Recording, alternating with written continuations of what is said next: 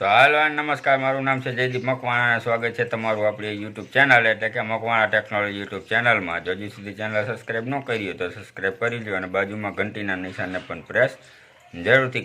નમસ્કાર મિત્રો, આ એક કાર્ડ કઢાવેલો મળશે ₹28,000. તો આ કાર્ડ કયું કાર્ડ તમારે જે છે કઢાવવાનું રહેશે, આ કાર્ડ જે છે તમારે કઈ રીતે કઢાવવાનું રહેશે, કઈ જગ્યાએથી કઢાવવાનું રહેશે, અને આ કાર્ડની અંદર તમારે જે છે પૈસા કઈ રીતે આવશે, તમારે પૈસા કઈ રીતે ચેક કરવાના રહેશે, તેના વિશેની સમગ્ર માહિતી જે છે આપણે વિડીયોમાં જોવાના છીએ. તો વિડીયો છેલ્લે સુધી જુઓ, અને જો તમે અમારી આ ચેનલ પર નવા હોય તો ચેનલને સબસ્ક્રાઇબ જરૂરથી કરી નાખજો. તો હું જે કાર્ડની વાત કરી રહ્યો છું એ કાર્ડ એટલે કે મનરેગા કાર્ડ અથવા તો નરેગા કાર્ડ. તો નરેગા કાર્ડ અથવા તો મનરેગા કાર્ડ તમે કઢાવશો તો તમને જે છે વર્ષે ₹28,000 જે છે મળવાપાત્ર રહેશે.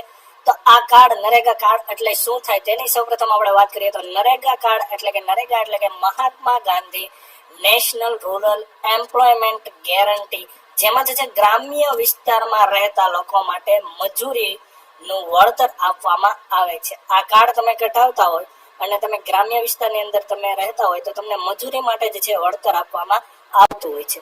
નરેગા કાર્ડને ઘણીવાર જે છે જોબ કાર્ડ તરીકે પણ ઓળખતા હોય છે, એટલે કે તમે જે છે જોબ કાર્ડ એવો શબ્દ પણ ઘણીવાર સાંભળ્યો હશે. તો જોબ કાર્ડ એ પણ જે છે નરેગા કાર્ડ અથવા તો એને મનરેગા કાર્ડ પણ કહેવામાં આવે છે. તો આ બધા જ નામ એક જ છે. તો આ કાર્ડની અંદર જે છે મજૂરી કરતા જે લોકો હોય ગ્રામ્ય વિસ્તારની અંદર રહેતા એ લોકોને જે છે વળતર આપવામાં આવતું હોય છે. હવે ત્યારબાદ આપણે વાત કરીએ તો નરેગા અથવા તો જોબ કાર્ડમાં શું લાભ મળશે, તો તેની વાત કરીએ તો આ કાર્ડમાં જે છે મજૂરી કરતા શ્રમિકો માટે જે છે આ કાર્ડ કાઢી આપવામાં આવે છે, જેમાં જે છે મજૂરોને 100 દિવસ માટે, કેટલા દિવસ, તો કે 100 દિવસ માટે મજૂરીનું જે છે વળતર આપવામાં આવે છે. વર્ષ માટે 28,000 નહીં, પરંતુ જે છે 100 દિવસનું વળતર જે છે 28,000 તમને જે છે આપવામાં આવશે. આખું વર્ષનું તમને વળતર નહીં, પરંતુ 100 દિવસ માટે જે છે તમને વળતર આપવામાં આવશે, અને એ જે છે ₹28,000 જે છે તમને આપવામાં આવશે. ત્યારબાદ મિત્રો વાત કરીએ, જ્યારે નરેગાની શરૂઆત કરવામાં આવી હતી ત્યારે જે છે પ્રતિ દિવસની, એક દિવસની એમાં જે છે તમે જોઈ શકો છો મજૂરી 237 લેખે જે છે વેતન આપવામાં આવતું હતું. પરંતુ હાલમાં જે છે રાજ્ય પ્રમાણે જે છે અલગ અલગ વેતન આપવામાં આવે છે.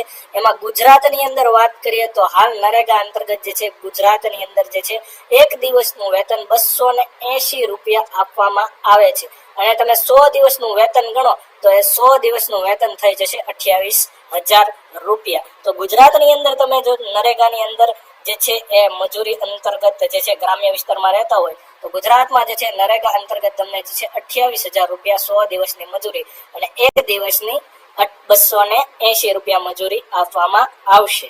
અહીંયા પણ તમે જોઈ શકો છો આ છે ઓફિશિયલ લિસ્ટ, અને આ લિસ્ટની અંદર જે રાજ્ય પ્રમાણે જે છે જુદા જુદા રાજ્ય પ્રમાણે જે નરેગાની અંદર જે મજૂરી આપવામાં આવે છે તેનું આ લિસ્ટ છે. અને અહીંયા તમે ગુજરાતમાં જોઈ શકો છો કે ₹280 ગુજરાતની અંદર જે છે ₹280 નું વેતન આપવામાં આવે છે. ત્યારબાદ મિત્રો વાત કરીએ તો નરેગા અથવા તો જોબ કાર્ડ કઈ રીતે કઢાવવાનું રહેશે. તો હવે જે છે તમારે આ નરેગા અથવા તો જોબ કાર્ડ જેને કહેવામાં આવે છે એ તમારે કઈ રીતે કઢાવવાનું રહેશે. તો ગામની ગ્રામ પંચાયત જે તમારી હોય ગામની અંદર, તે ગ્રામ પંચાયત પર જઈને નરેગા અથવા તો જોબ કાર્ડ જે છે કઢાવી શકાય છે. ત્યારબાદ મિત્રો વાત કરીએ તો નરેગાની ઓફિશિયલ પોર્ટલ narega.nic.in પણ છે, પણ ત્યાં માત્ર તમને જે છે તમને પેમેન્ટ મળે છે, પેમેન્ટ ચેક કરી શકો છો. ત્યાંથી જે છે તમે નરેગા કાર્ડ માટે ઓનલાઈન એપ્લાય નહીં કરી શકો. તમારે ઓનલાઈન એપ્લાય કરવાનું રહેશે નહીં, પરંતુ તમારે જે છે ઓફલાઈન જે છે તમારી ગ્રામ પંચાયતમાં જઈને આ કાર્ડ માટે એપ્લાય કરવાનું રહેશે. તો તમારી ગ્રામ પંચાયત પર જઈને જે છે તમે નરેગા કાર્ડ કઢાવી શકો છો. ત્યારબાદ મિત્રો વાત કરીએ તો જોબ કાર્ડ અથવા તો નરેગા કાર્ડ કોણ કઢાવી શકશે, તો તેની વાત કરીએ તો 18 કે તેથી વધુ ઉંમરનો જે છે ભારતનો કોઈ પણ નાગરિક હોય એ જે છે નરેગા કાર્ડ અથવા તો જોબ કાર્ડ કઢાવી શકે છે.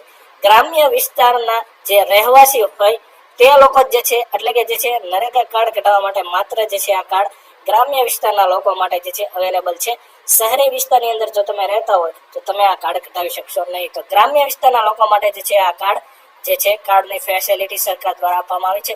અને અહીંયા તમે જોઈ શકો છો આ ફોટાની અંદર આ જે છે જોબ કાર્ડ અથવા તો નરેગા કાર્ડ. તો આ રીતનું જે છે આખું કાર્ડ રહેતું હોય છે, નરેગા કાર્ડ અથવા તો જોબ કાર્ડ. અહીંયા તમે જોઈ શકો છો મેરા ગાંવ મેરા મનરેગા, એટલે એને મનરેગા પણ કહેવામાં આવે છે અને નરેગા પણ કહેવામાં આવે છે. તો આ રીતનું જે છે જોબ કાર્ડ અથવા તો નરેગા કાર્ડ રહેતું હોય છે. ત્યારબાદ મિત્રો વાત કરીએ તો જોબ કાર્ડ અથવા તો નરેગા કાર્ડ વિશે અગત્યની વાત, તો જોબ કાર્ડ અથવા તો નરેગા કાર્ડમાં પૈસા ક્યારે જમા થાય તો તેની વાત કરીએ તો જોબ કાર્ડમાં જે વેતન મળતું હોય છે એ જે છે ડાયરેક્ટ લાભાર્થીના બેંક ખાતામાં જમા થતું હોય છે. કેન્દ્ર સરકાર દ્વારા જે છે દર વર્ષે તેની જાહેરાત કરવામાં આવે છે કે તમને જે આમાં જે પૈસા મળે છે એ ક્યારે મળશે, તો એની જે છે કેન્દ્ર સરકાર દ્વારા જાહેરાત થતી હોય છે. વર્ષ 2024માં જે છે હજી સુધી કોઈ પણ જાહેરાત કરવામાં આવી નથી, પરંતુ જે છે કેન્દ્ર સરકાર દ્વારા જે લોકોના નરેગા કાર્ડ હોય તે લોકોએ જે છે બેંક ખાતાને આધાર કાર્ડ સાથે લિંક કરવાની જે છે જાહેરાત સરકાર દ્વારા 15 જાન્યુઆરી 2024ના દિવસે જે છે કરવામાં આવી. ત્યારબાદ મિત્રો વાત કરીએ તો નરેગા અંતર્ગત જે છે પૈસા ડીબીટી એટલે કે ડાયરેક્ટ બેનિફિટ ટ્રાન્સફરના માધ્યમથી જમા થતા હોય છે. નરેગાની ઓફિશિયલ પોર્ટલ પર જઈને જે છે તમે તમારું કાર્ડ હોય તો સ્ટેટસ પણ ચેક કરી શકો છો કે તમારે પૈસા જમા થયા છે કે નહીં, આગળના પૈસા તમારે કેટલા જે છે જમા થયા છે. તો એ જે છે નરેગાની મેં ઓફિશિયલ પોર્ટલ તમને જે બતાવી હતી એ ઓફિશિયલ પોર્ટલ પર જઈને તમે જે છે તમારું પેમેન્ટ કેટલું આવ્યું છે, ક્યારે આવ્યું છે એ ચેક કરી શકો છો ઓફિશિયલ પોર્ટલ પર જઈને.